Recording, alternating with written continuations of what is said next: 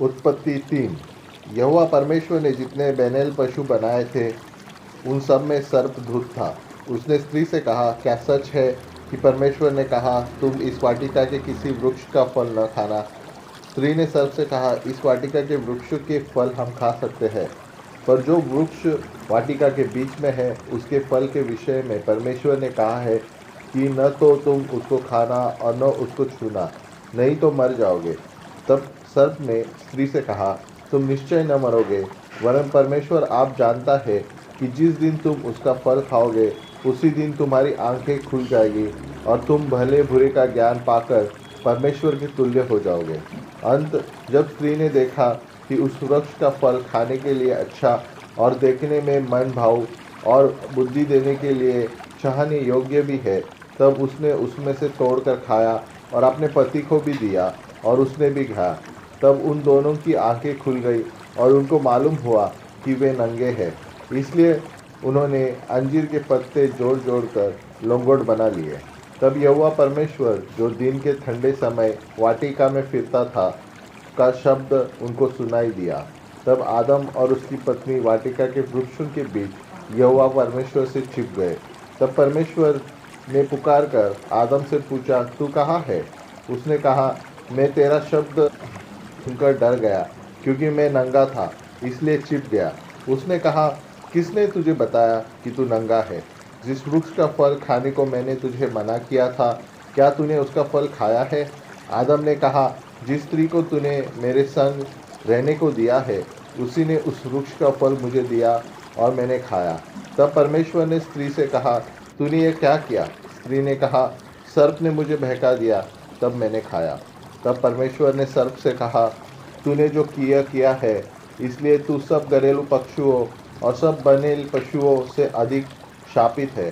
तू पेट के बल चला करेगा और जीवन भर मिट्टी चाटता रहेगा। और मैं तेरे और स्त्री के बीच में और तेरे वंश और इसके वंश के बीच में बैर उत्पन्न करूँगा। वह तेरे सिर को कुचल डालेंगे और तू उसकी एड़ी को डसेगा। फिर स्त्री से कहा, मैं तेरी पीड़ा और तेरी गर्भवती होने के दुख को बहुत बढ़ाऊंगा। तू पीड़ित होकर बालक उत्पन्न करेगी और तेरी लालसा तेरी पति की ओर होगी और वह तुझ पर प्रभुता करेगा। और आदम से उसने कहा, तूने जो अपनी पत्नी की बात सुनी और जिस वृक्ष के फल के विषय में मैंने तुझे आज्ञा दी थी कि तू उसे न खाना, उसको तूने खाया है, इसलिए भूमि तेरे कारण शापित है।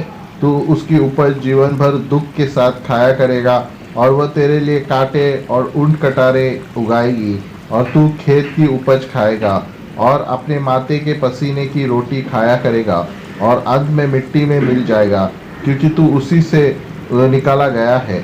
तू मिट्टी तो है और मिट्टी ही में फिर मिल जाएगा। आदम ने अपनी पत्नी का नाम हवा रखा, क्योंकि जितने मनुष्य जीवित है उन सब की आदि माता वही हुई।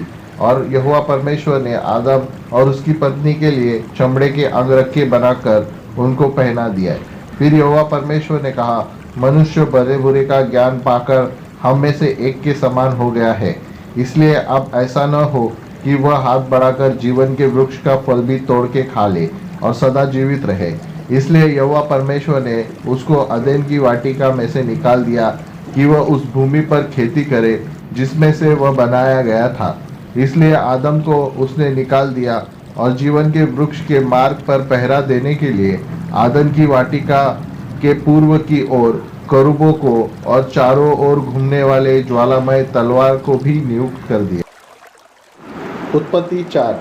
जब आदम अपनी पत्नी हवा के पास गया, तब उसने गर्भवती होकर काइन को जन्म दिया और कहा, मैंने यहोवा की सहायता से एक पुरुष पाया है।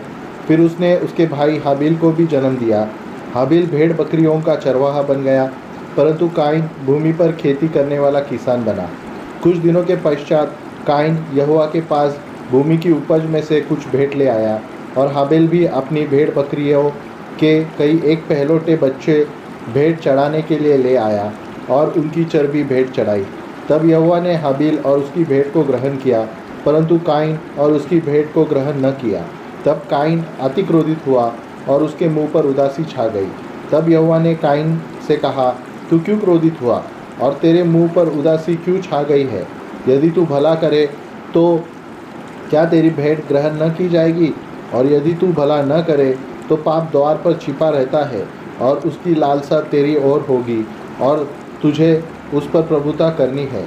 तब काइन ने अपने भाई हाबिल से कुछ कहा, और जब वे मैदान में थे तब काइन ने अपने भाई हाबिल पर चढ़कर उसे घात किया।